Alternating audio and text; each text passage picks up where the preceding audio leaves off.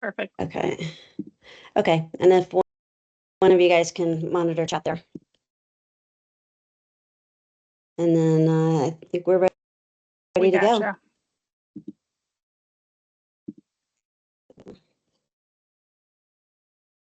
All right. Misty, did you want to kick us off or? Sure.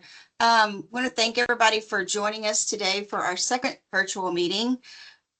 For those of you who don't know, we have had one in-person meeting in Houston, and then on Monday we had an in-person get-together in New York. Both were great successes, and we're excited to see what comes of this organization. And with that, I'm going to pass it off to Christina. Thanks, Misty. So here's just so we get a little outline of what we have planned for you today. We're going to give you an update on our memberships. We're going to talk about our mentorship program that we're going to be kicking off. We've got some exciting new board members that have agreed to join us. We'll be giving you an event update and then some upcoming things. And then we have a special guest speaker, Michael Lopez, that some of you may have seen him at EMC a couple years ago.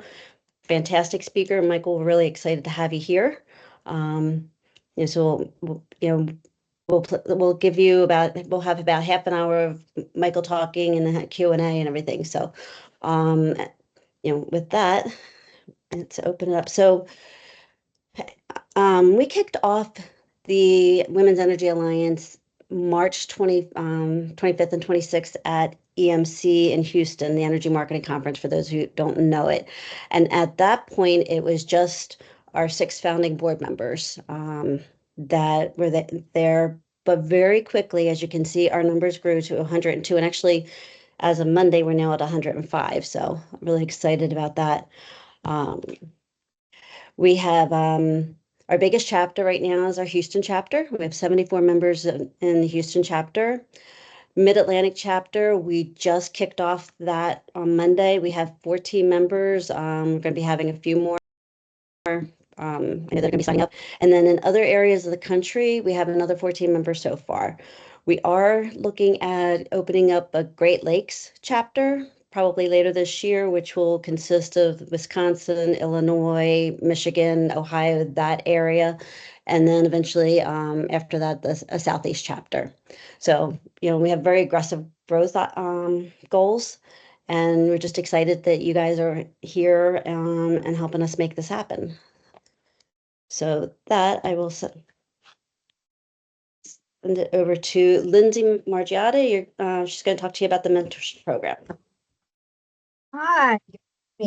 So exciting news. We've talked about this mentorship program kind of from the moment we all got together. One of the big things for us in developing WEA was, one, how do we help women? And specifically, how do we help women in different roles within our industry? So again, bottom up mentality, really thinking about the next generation and the people that are moving up through leadership and how we get them the guidance they may need, as well as us that may sit in leadership roles. We need guidance just as much, right? So I talk about that all the time, how important feedback is directionally in both directions. So I'm really excited. We are in the process. We've got 16 mentors, as you can see, 17 mentees.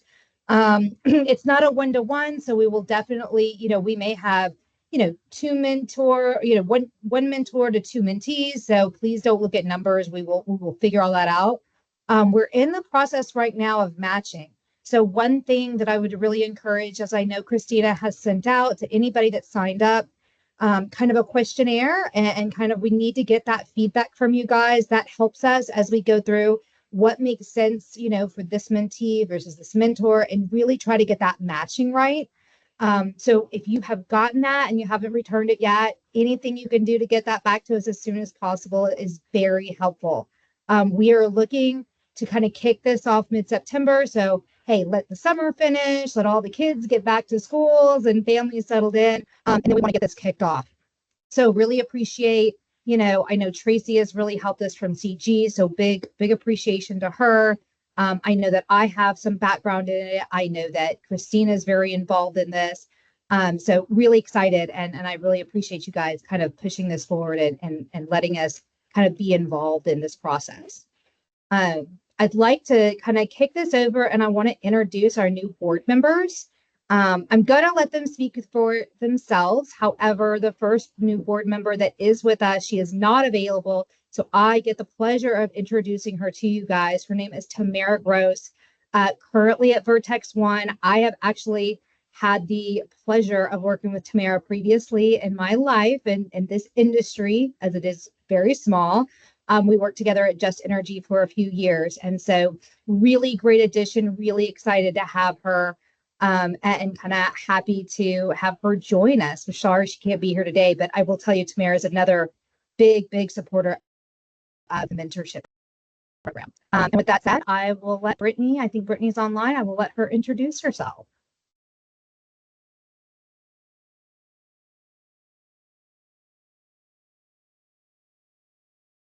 Molly, do you want to go next while we're getting Brittany teed up? You're on mute. Sorry. So I'm Molly Gavey, and I'm just honored that I was asked to be a part of this board. Just looking forward to connecting with other women in the field. Just a little bit about me.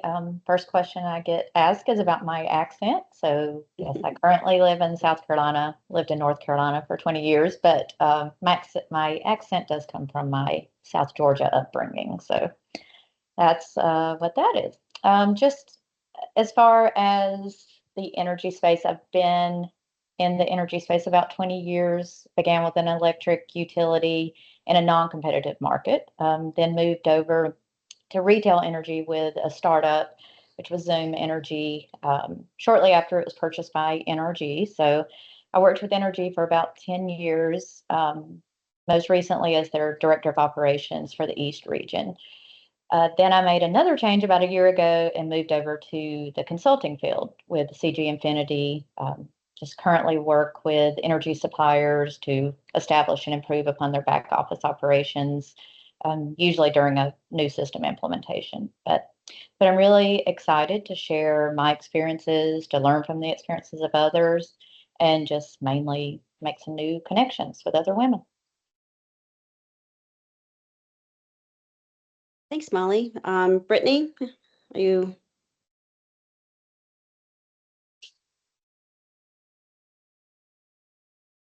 Is she Oh, there she is. Brittany, are you there?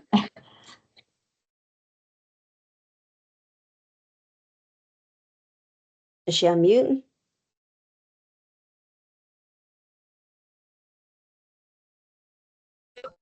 I think she might be having some technical difficulties. So, I can say I know Brittany very well, known her for many years. Misty is very close to Brittany as well. Brittany, I don't know, Misty, if you have some words just to kind of share with Brittany and her background and kind of why we were excited to have her join. Yeah, sure. So Brittany is CEO of South Bay Energy in New York.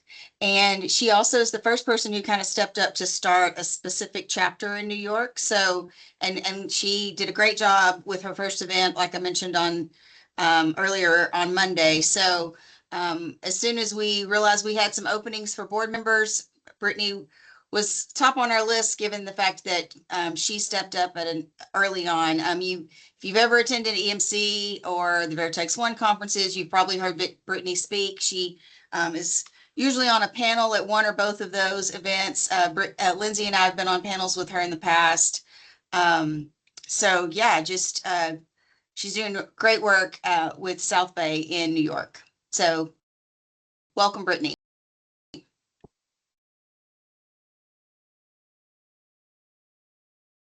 All right. Brittany, if we're still having technical problems, or is she online? I think so.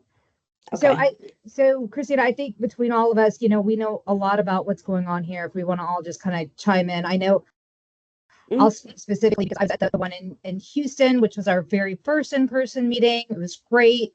Georgianne Hodges, which both me and Misty have worked with in the past, was a really great speaker. Really enjoyed her.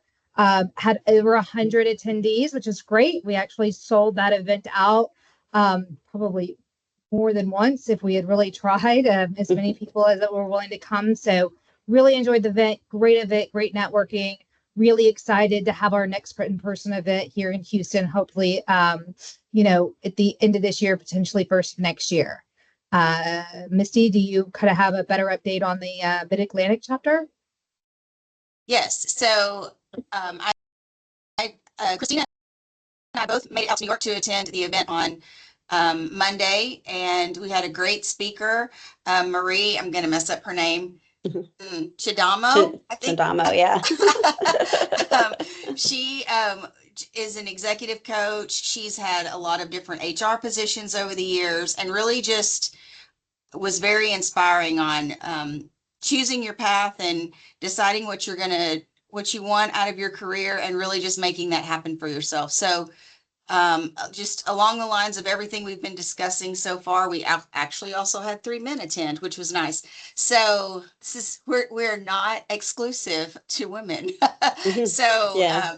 if you have men in your organization who are interested in what we're doing, we encourage them to participate as well.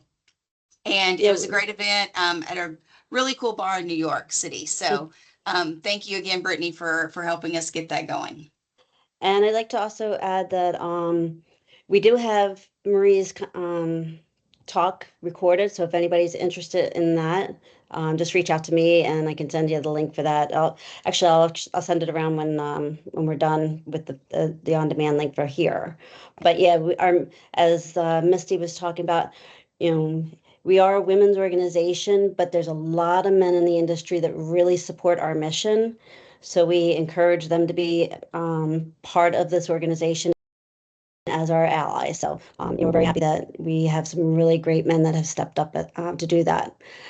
So the other thing here, something that came up a couple weeks ago is there's a new podcast on Energy Central. And if you don't know Energy Central, it's a great community for anything related to energy, whether it's utilities, gas, electric, oil, generation, renewables, customer service, transformation, anything. It's a great resource, updated articles all the time. There's communities in there.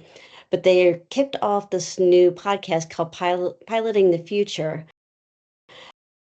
And one of the podcast hosts I know very well, Kim Getchkin, she's the CEO of Innovation Force, reached out to me and went to learn more about the WEA, what we were doing, loved our mission, and asked us if we wanted to be on the podcast. So sometime probably later in July, we are going to have Lindsay and Tamara on the Energy Central podcast. It is a community of 250,000 members.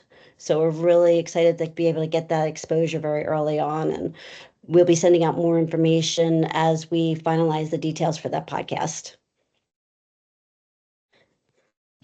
So. And we also have some upcoming events. So if you are at EMC, we plan to have an in-person event at EMC for anybody who is available. This will be most likely during the morning break on the first day. We're still trying to finalize some of the logistics there, but we are hoping to meet in the morning break, kind of like we did at EMC in Houston earlier this year. We're also going to have some awards that we want you guys to participate in nominating for. We're going to give those away at EMC, but just to give you a little bit about those awards, we want to nominate women in 3 different categories. So the first one, we tried to be a little clever with these names. So Her Hustle, that's kind of for the women that you consider the trailblazers in your industry or in your company and your organization that are really working to be strong leaders, to innovate, to improve processes. Just those women that you look at and say, wow, she got that done. Those are the kind of people we want you to consider nominating for that particular award. So that's Her Hustle. The next award is Queen Maker. So this is for women who are constantly uplifting and empowering the women around them, just to kind of give other women a boost in the industry. I mean, that's what we've talked about all along with this group, that's what we want to do is push other women up in the industry and not just have a small group that are always the ones speaking or leading projects, etc. So that's what Queenmaker is. And then the final one is Shiro. And that's for those ladies who just do a lot for everybody around them, whether it's helping out, always raising their hand to help with a project, always offering to volunteer if the company is doing a volunteer organization, or if they volunteer a lot on their own, just women helping other women any way they can. That's who you would nominate for the Shiro Award. And we will have, Christina, how are we going to nominate for those? Will you just send an email? Yeah, so we'll send out more information about the different award categories and the nomination form, and then just fill out the nomination form. You can nominate yourself. You can nominate, your vendor, nominate one of your clients, or nominate a colleague, and just send the nomination form back to us, and then we're going to have a committee blind vote on those nominations. So, it's not going to be our board that's going to be talking about, picking the winners. It's going to be blind voting by members of WEA. If you're interested in wanting to be on that voting committee, reach out and let us know. And then, like Misty said, we'll announce the winners in late October. So with that, I know we got to get going soon. We are going to be at EMC 24. We have an expert forum session, which is a 30-minute session on day one. And we want to hear from you about what topics you're interested in hearing about. So if everybody can take their phone or go on their computer right now and log into menti.com and using this code, or using scanning QR code. And then let me go to your vote code is 661634442. But if you can start, we have 3 different topics. Can you vote for which topic you would want to hear about? What's most important to you? So we'll take a minute to get everybody log in.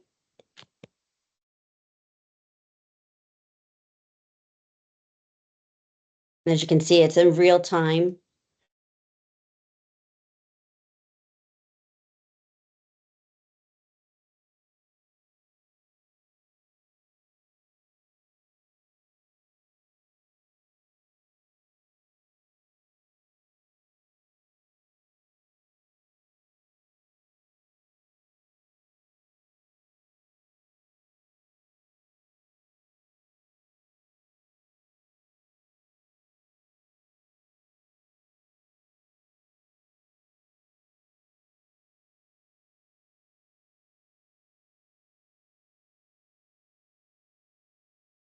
Couple more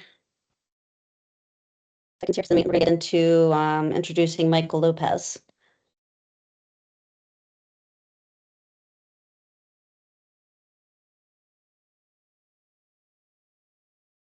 It's looking very close. I know. Back and forth, huh? Yeah.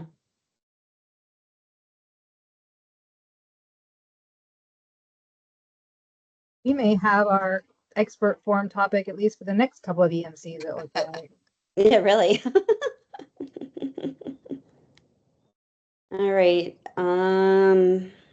It looks like everybody who's logged in has voted. If I see somebody else, and somebody new that just logged in, so wait.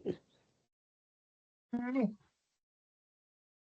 Okay, we'll keep this open so you can continue voting, and we can readdress it at the end. But I want to get into our special speaker. So we're going to have Ashley Murphy. Yeah, speaking of brave souls, we do actually have a few men here with us today. So Michael, you're not alone. I see Stephen is here, maybe Chip. So thank all 33 people today for joining us. And hopefully, if you have anybody in your company that's a part of WEA, they're not able to be here today, we are recording this. You can go ahead and send it over because Michael's got a lot of really great things to say, and we're honored to have him here with us. He's a best-selling author, sought-after speaker. He's a transformative consultant. His mission is to help individuals and organizations unlock their full potential by rethinking their approach to change. We've included a link on this page to his website where you can learn more about his book. He also has a podcast, which is Top Voice Tuesday. Correct me if I'm wrong on the name, Michael, but I think that is it. And, you can look more into his consulting services, speaking opportunities, and his recent media appearances. And all designed to inspire growth, adaptability, and lasting transformation. So we're going to go ahead and we're going to jump right into it. I'm hoping you can share some of the common myths related to change with me.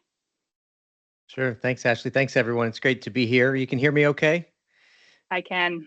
Great. And I just welcome the opportunity to share. I could talk about change all day, and I do love it and really love to be a part of this community. So thank you for having me. When we prepared for this, there's a few things that come up quite a bit. And excuse me, I'm going to apologize. I'm getting over a cold, so this cough comes up. So the first one is really this idea that we can change other people. There is an immutable truth to the concept of change, which is the only person you can change is yourself. That is always been true. It will always be true. The most we can do is influence other people. But the way you do that is by leading by example. And so I tell people a lot, I have three kind of purposes, one purpose, three commitments that I make. The first is to help organizations, individuals, teams move through difficult but necessary conversations and experiences. The second is to give them tools to support that. And the third is to lead by example and do that. So I always tell people, I'll never ask you to do something I'm not willing to do myself or haven't done myself. And I think that's a real important principle for us as leaders. We can change ourselves and influence the behavior of others through our actions. The second myth, and we get this a lot in organizations, I've been a part of many conversations around this, that change is fast and easy. There's actually a section in my book where I talk about our ability as humans to perceive time. It's one of the things that makes us uniquely human. And it turns out that our sort of brains are bigger than our stomachs when it comes to how quickly we think we can accomplish some of these things. And it magnifies in organizations where we tend to overestimate our ability to change individually and collectively, which gets into how do we think about ROI and milestones and plans and all of these things. And so I just remind people that it's always going to take you longer than you think or than you hope. Yeah, the last myth is this idea, as I like to say, change is not a spectator sport. It's a participation activity. It's about verbs. It's about doing. If you want to be different, you have to do different. And so I encourage people and remind people that this idea of change requires us to get up and get moving. It requires us to make mistakes. It requires us to learn through experience, updating what we call our brain's prediction machine. We can talk more about that. So there are others, but these are the three big ones that I see coming up a lot in companies and in organizations. All right, great. Thank you. Are you able to share with us some mistakes or traps in modern corporate change management? Yeah, there's a lot. I will self-report that I am a bit of a malcontent when it comes to some of the modern change management practices. Not because it's not full of people who are doing hard work, that care, that want to help. All of that is true. I just think we've atrophied a bit in our thinking about, particularly within organizations, how things actually work. And this first one is this idea of change at scale. We just talked about the myth that you can change other people. And so we do a lot of things in organizations with large groups of people that feel good and that represent the perception of progress.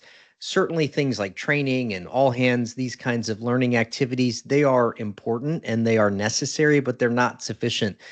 We can't change everyone at once. And so I like to talk about change as a bit of a ground game. It's about the same conversation multiple times. It's about the same experience, one person at a time. And so that's just something that we try to help companies understand. This is not a paintbrush. It's sort of a slow roll through individual experiences. The second one is what we just talked about. If leaders aren't living the change themselves, but trying to outsource. I just did a post on this the other day. When I was at one of my former companies, we were installing and implementing Salesforce across 14,000 people in North America. Many of the senior partners, their response to this was, well, I'm just going to have my assistant go into the system for me, log my activities, enter all my data.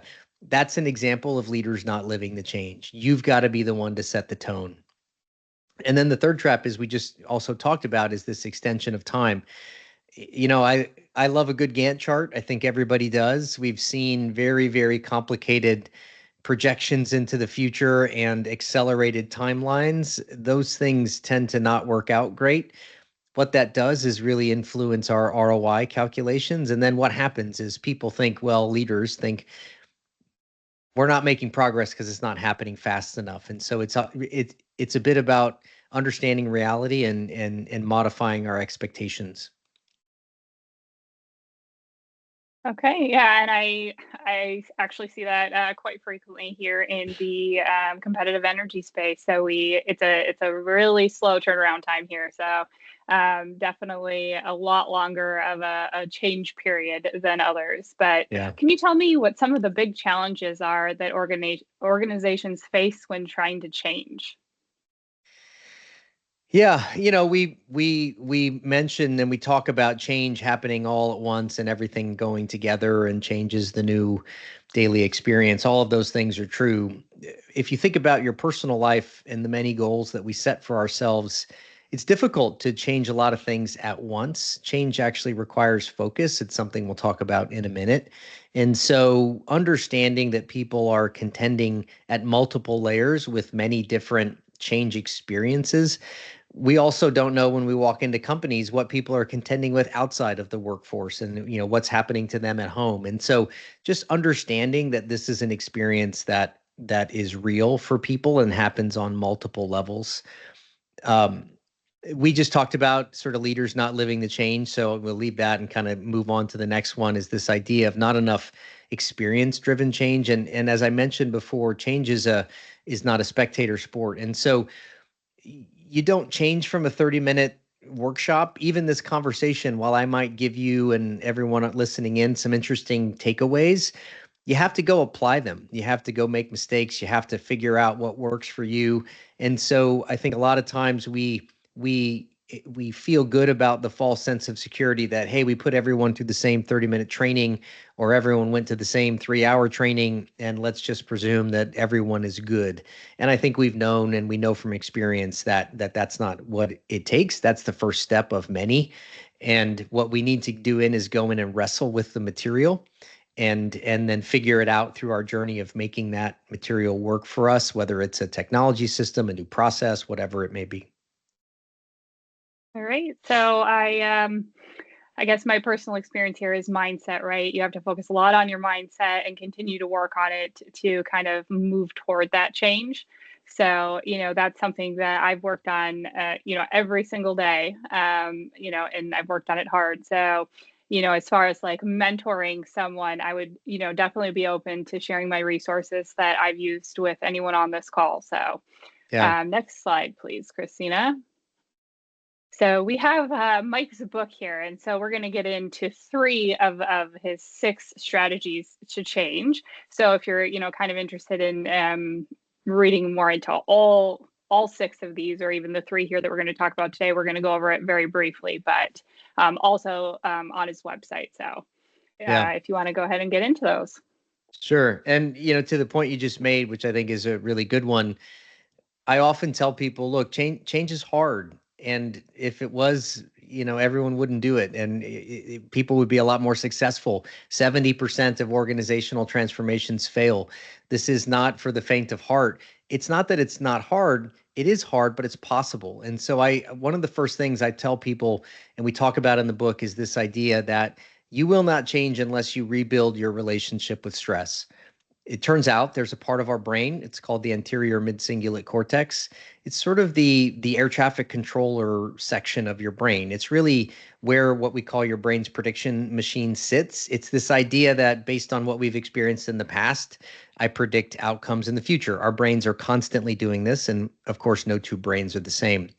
But it turns out that there's real science behind this idea of doing hard things. When you do things that you perceive are difficult, and that could be different for everyone, right? That sense of difficulty is subjective.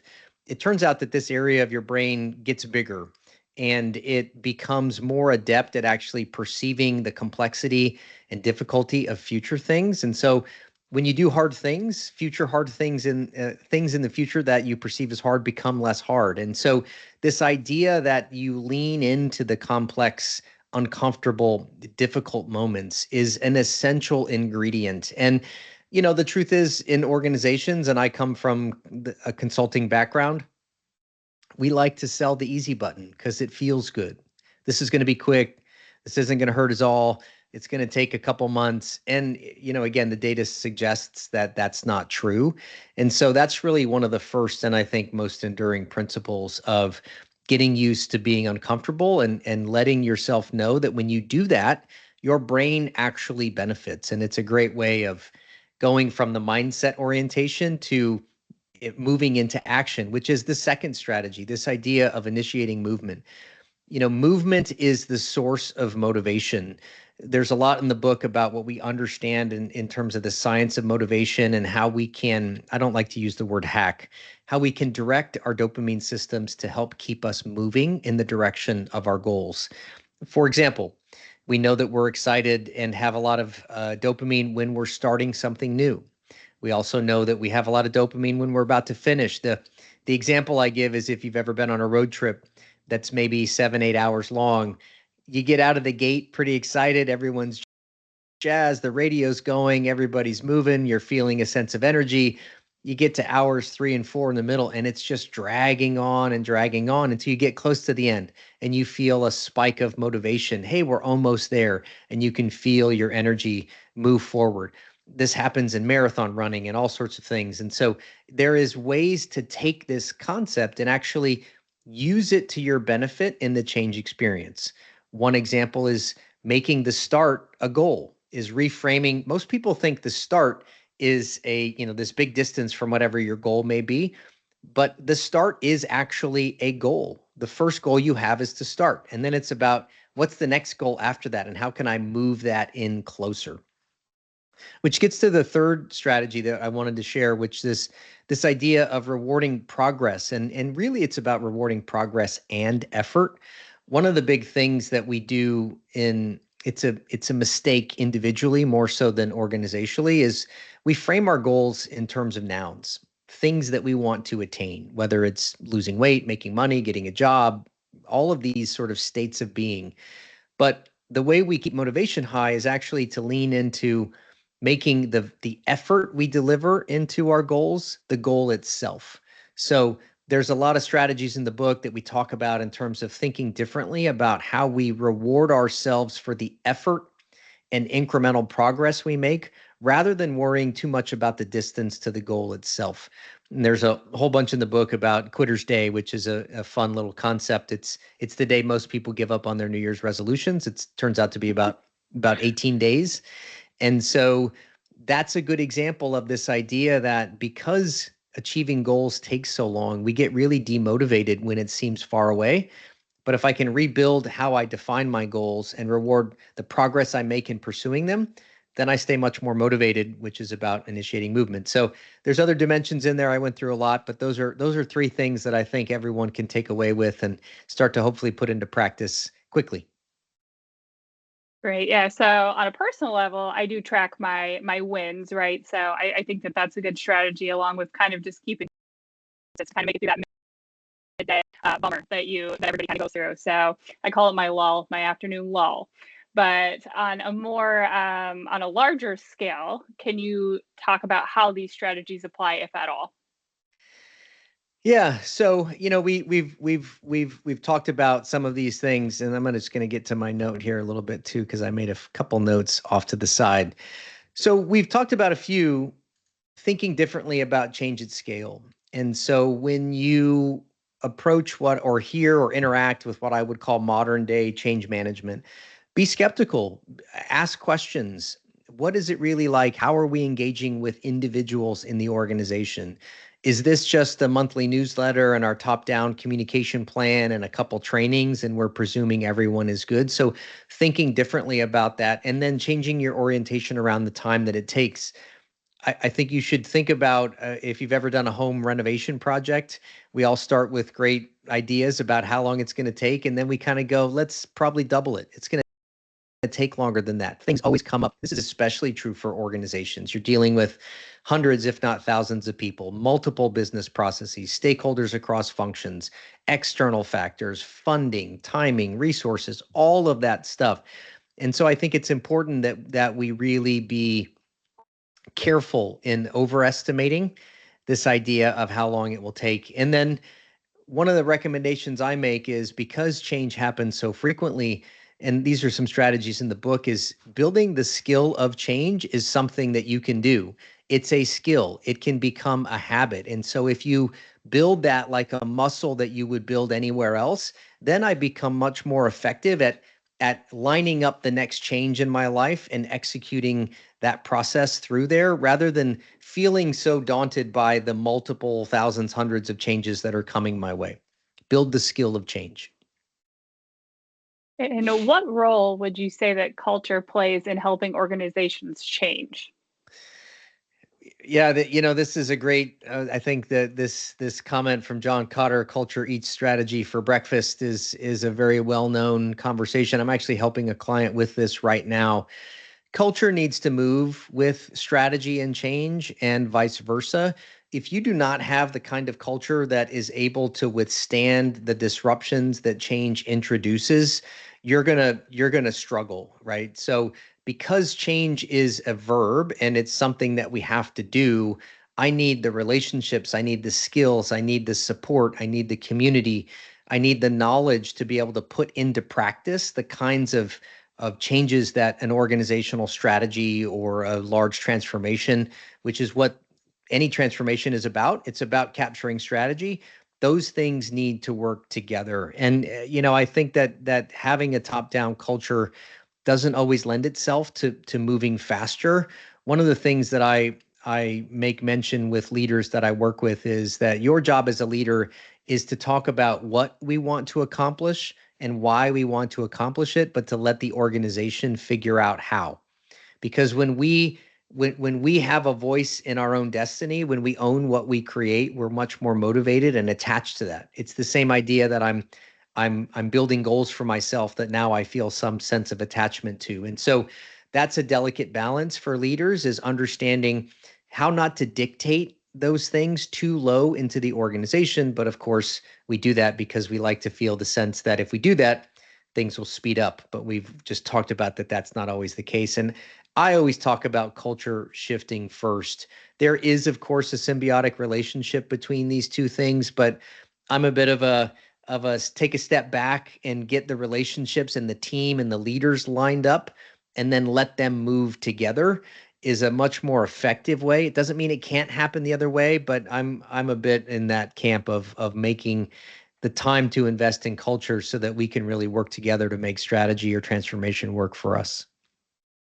All right. Well, I want to preface this next question with just a little bit of explanation on leaders. Kind of what we mean by leaders is leaders at all levels, to be a leader. So we're seeing a lot of change in the energy industry. And how could you say industry leaders could leverage these strategies for success? We talked about one, which is this idea of thinking about the skill of change as a skill that you train, not just thinking about whatever transformation that you're trying to implement, but actually creating adaptability as a skill in and of itself. If I create humans that have a more adaptable orientation and actually understand how to change goals, how to set goals differently, how to work through uncomfortable moments, how to accelerate and create focus so that they can understand and learn the way my brain operates, right? All of these things are skills that we can learn. If I take the time to invest in that skill, then I can move faster later. The second thing I'd mention is this idea of understanding behaviors. Back to this concept of rewarding progress. If I understand the verbs of my goals, the effort that I need to apply, then I'm much more readily able to train those skills instead of just thinking about measuring the distance to the goal. And so if I understand the inputs to performance, that's really what this is about. If I were going to tell everyone here, let's go figure out how fast you run and we want to help you run faster, I wouldn't just tell you to run faster. I'd understand your stride length, your strength, your flexibility, your start, all of these things that are inputs to performance. Organizations are exactly the same way. How do we collaborate? How do we delegate? How do we monitor performance? All of those things are the inputs that help you go faster. And so if you understand those things, those are the skills you train and those are the things that you work on rather than just tracking ROI or the distance to the goal. And then, you know, the energy industry is known for being top down. It's why we talked about some of this, and for good reason. And we understand that that comes from a good place, but creating more flexibility in the organization, pushing down decision making, really giving mid-level and frontline managers and employees the ability to come up with new ideas and implement those things, understanding that safety and all of those concepts are really important. But one of my clients a couple of years ago, we were working on some new behaviors and some ways of working. And one of the first things he said to me was, how are we going to drive this into the organization? And I said, we're going to start by never saying that phrase again, because you don't drive this into the organization. What you do is you help people understand what they need to change, and you give them the tools and skills and resources to be more flexible, and you help them arrive at that experience rather than dictating it. And so that's a good example of how culture and flexibility and leadership modeling this behavior can all work together without what I would call the traditional top-down orientation of, all right, everybody, let's go, row faster. That's really not going to get you there. Well, we really appreciate you today and your insights. Thank you very much. And I think we are going to open up for some questions, but we might have one more Mentimeter before that. Yeah. We'll give you a little bit of a break, a little bit of a breather. It's all good. So if everybody can go back to their Menti, Menti.com, can you describe a one-word takeaway from today's session?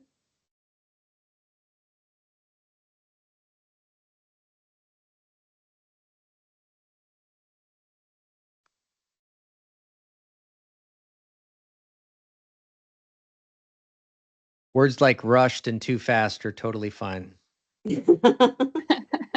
Yeah, sorry about that. No, I mean, us women, we just talk too much, but I think it was great. I think it was great for the time that we had. So, yeah, and I will say I am doing what all people do, which is multitask. And one of my responses on my teams was, I just wanted to discuss the what and why and allow you guys to determine the how. So, see, it's already in practice. So, yeah, she's already putting her in play.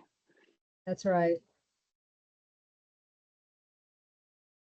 So we got some good words here: thought-provoking, motivating, involve, inspiring. Love to transform.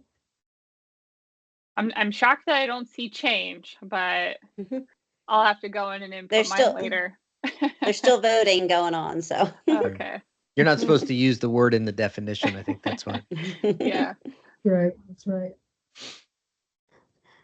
So just as a note for everybody, the book is available. I am finishing up finally recording the audio book. And so that will be available probably in 6 weeks or so, 6 to 8 weeks. Turns out it takes a little longer than you think. But for those folks that like to listen, it will be me. So I don't know if that's a good or bad thing, but that will be available here soon. So you're saying this isn't the Ellen Show? We're not going to all get free signed copies?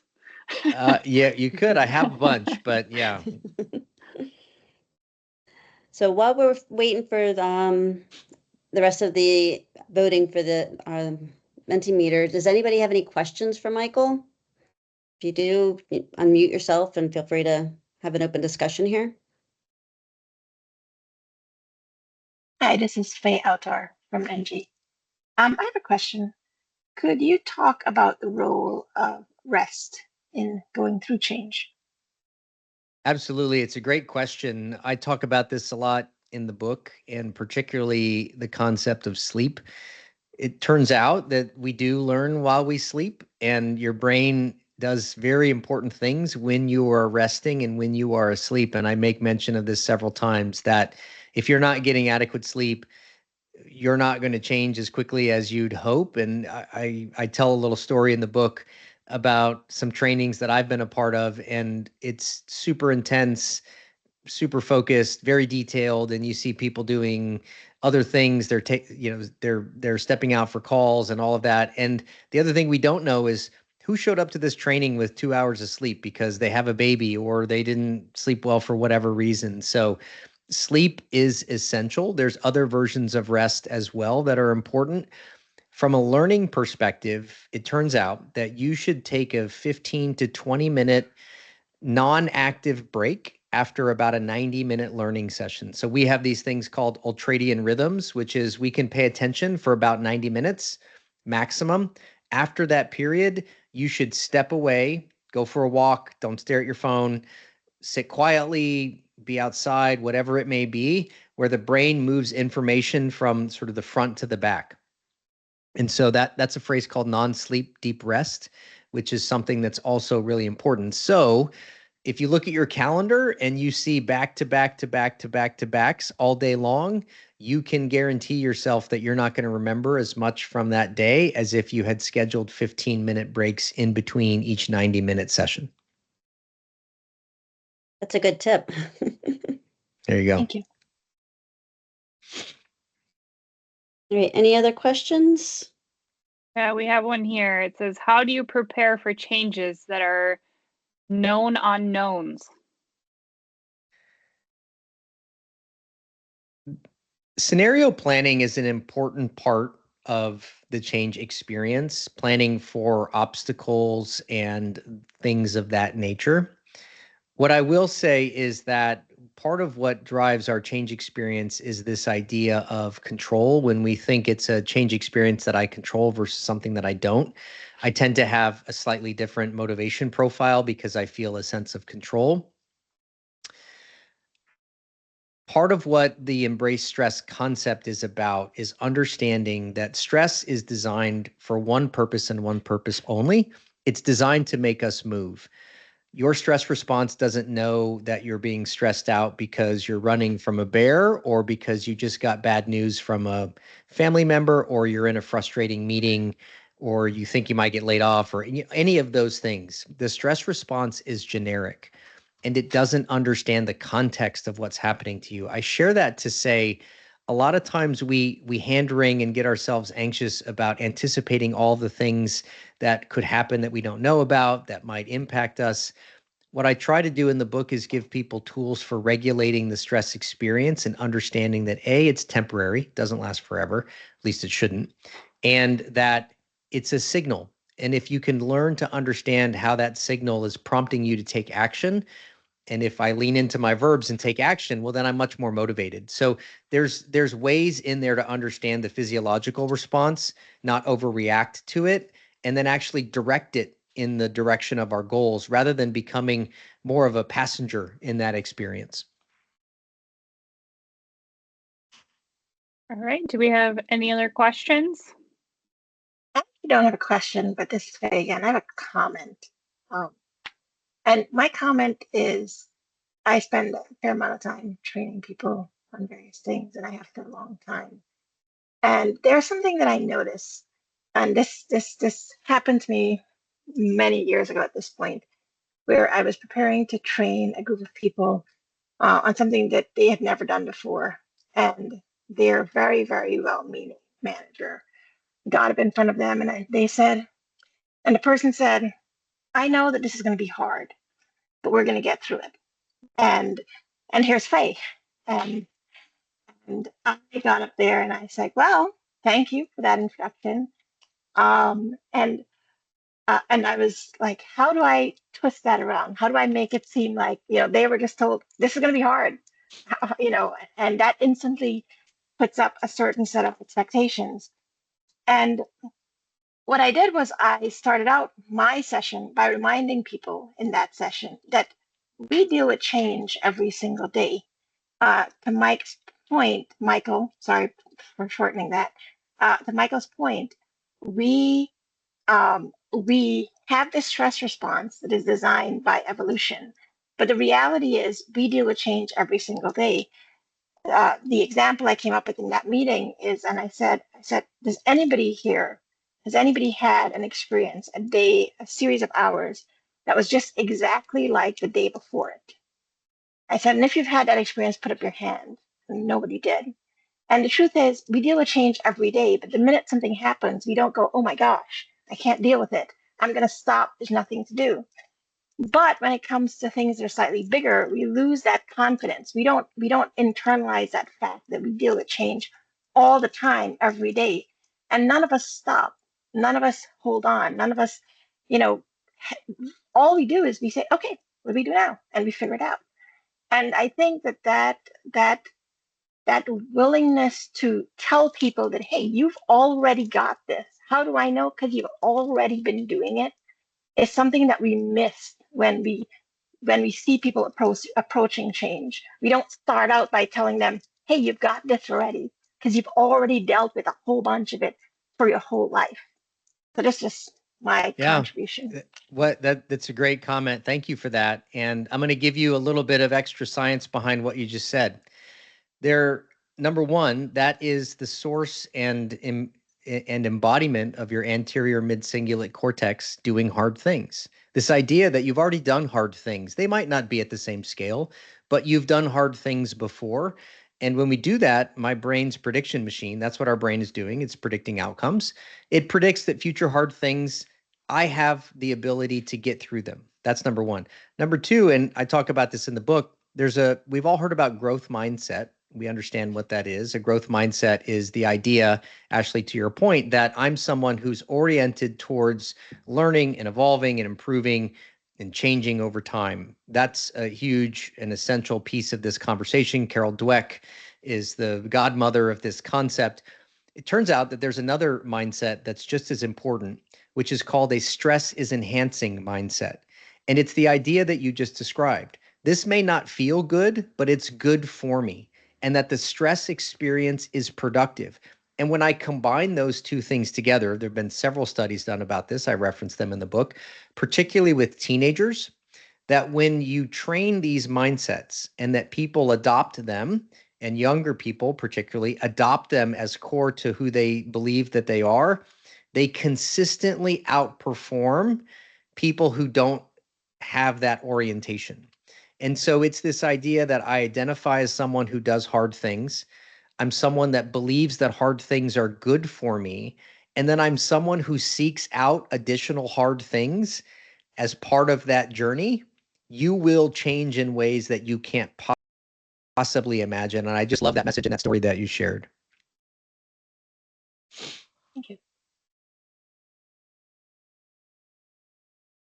All right. Well, I think we are out of time for today, but thank you again, Michael, so much for being an ally of WEA and joining us today and sharing a little bit of your knowledge with us. And thank you for everyone who joined us as a member of WEA. And like I said, we did record this today, so we'll go ahead and share it. And I don't know exactly the slide number, but if you have any more questions for Michael, I'm sure you'd be happy to answer them. If you go to his website, I think you can contact him there. So. Yep. Thank you very much. Thanks. And Ashley, just really quick, before we hang up, we want to make sure that we talk about our ways to get involved. Yep. So as you guys can see on this front one, please, please, please, we want everyone involved at every level. That is both women and men, obviously. So these are just some simple ways to get involved, from joining a committee. We always love volunteers who want to speak or potentially want to be a part of our online events. And then, as always, please, feedback is so important. So let us know the content, right? Like, that's part of the reason that we do these Mentimeters and these things. We really want to know kind of what you guys want to hear about and what's interesting for you to kind of in your next topics or things that you're struggling with, and maybe we can talk about them more. So please feel free to reach out to any of us on that. Thank you. With that, thank you very much, everyone, for your Thank you so time. much. And we will send out a follow-up with Thank the you. recording if you want to go back and listen to it. So have a good day. Thank you.